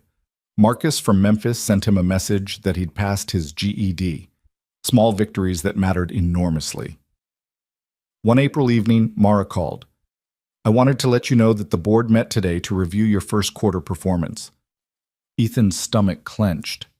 And they're thrilled. The team you're building is strong, your relationships with partner organizations are excellent, and your client outcomes are exceeding expectations. Her voice carried genuine pride. You're doing exactly what we hoped you would, Ethan. You're showing up, and it's making a real difference. After they hung up, Ethan sat on his balcony watching the sunset paint the sky in shades of orange and pink. Maya was inside doing her homework, her voice occasionally drifting out as she talked to herself while working through math problems. This life, this stable, purposeful, present life, was so far from where he'd been a year ago that it felt like a different person's existence. But it wasn't. It was his life. Built on his father's foundation, extended by Mara's generosity, sustained by his own willingness to believe he was capable of more than survival. He pulled out the journal and wrote, Today marks 4 months in this position. 4 months of showing up, learning, failing, trying again. I think I'm starting to understand what Dad knew, that the work isn't about being perfect or having all the answers. It's about being present, consistent, willing to believe in potential, even when circumstances suggest hopelessness. That's the inheritance he left, and I'm honored to carry it forward. Maya came outside and climbed into his lap, resting her head against his chest. What are you writing? Just thinking about Grandpa and how what he did for Mara is still helping people. Because you're helping people now. Exactly. Do you think Grandpa knows? Ethan thought about his father's letter, about the promises made and kept, about legacies that extended beyond what any single person could see. Yeah, baby, I think he knows. They sat together as darkness fell, the city lights beginning to glow below them. Somewhere out there, young people were struggling with circumstances they didn't create, needing someone to believe in their potential. Tomorrow, Ethan would show up for some of them, not as a savior, but as someone who'd learned from his father's example that consistent presence mattered more than perfect solutions. The next Saturday, Ethan took Maya to the cemetery one more time. Spring had arrived fully now, and new grass was growing around the headstones. They brought fresh flowers, bright yellow daffodils that Maya had picked out herself. Hi, Grandpa, Maya said, arranging the flowers carefully at the base of the stone. Daddy helped 17 kids this month find safe places to live, and he picks me up from school every single day, and we're happy now. Ethan knelt beside his daughter, one hand on the stone that marked his father's resting place. I understand now, he said quietly. I understand what you were doing all those years, what you sacrificed, what you were trying to give me, and I'm carrying it forward, Dad. Not perfectly, but honestly. The way you taught Mara, the way she taught me. The wind rustled through new leaves on the oak trees. Maya leaned against Ethan's shoulder, comfortable in the quiet space between present and past. I'm teaching Maya about you, Ethan continued. Not just the facts of your life, but the example you set. About showing up even when it's hard. About believing people are worth investing in. About how the smallest acts of compassion can create ripples that change everything. He stood, lifting Maya into his arms even though she was getting heavy. Thank you for saving Mara. Thank you for working yourself to exhaustion so I'd have stability. Thank you for the example I was too young and stupid to recognize. I'll spend the rest of my life making sure it wasn't wasted. As they walked back to the truck, Maya said, Daddy, when I grow up, I want to help people too. Ethan's throat tightened. Yeah, why's that? Because Grandpa helped people and you help people, so I should help people too. That's what our family does. And in that moment, Ethan understood the full magnitude of what his father had started. It wasn't just about Mara or the thousands her organization had helped. It wasn't just about Ethan finding meaningful work. It was about creating a legacy of compassion that would extend through generations, through Maya and beyond, rippling forward in ways none of them could predict or measure. Thomas Walker had died exhausted and unrecognized, believing his greatest failure was not being present enough for his son. But he'd been wrong. His real legacy wasn't what he'd failed to do, it was what he'd succeeded in being. A man who showed up, a man who believed in potential, a man who invested in futures he'd never see.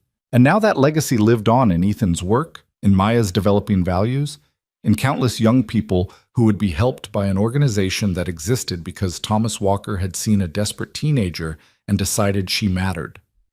Driving home through spring sunshine, Maya's hand in his, Ethan felt something he hadn't felt in years. Peace. Not the absence of struggle or challenge, but the certainty that he was doing what mattered, being who he was meant to be, carrying forward a legacy worth preserving. His father had given him more than stability. He'd given him an example of quiet strength, consistent presence, and unwavering belief in human potential. And Ethan would spend the rest of his life honoring that gift by passing it forward, one kid at a time, one moment of showing up at a time, building futures his father would never see but had made possible. The inheritance wasn't money or recognition, it was compassion. And Ethan intended to invest it wisely, knowing that every act of showing up created ripples that would extend far beyond what he could measure or predict. Just as his father's single act of kindness to a desperate teenager had created ripples that were still expanding, still changing lives, still making the world a little better than it had been. That was enough, more than enough. It was everything.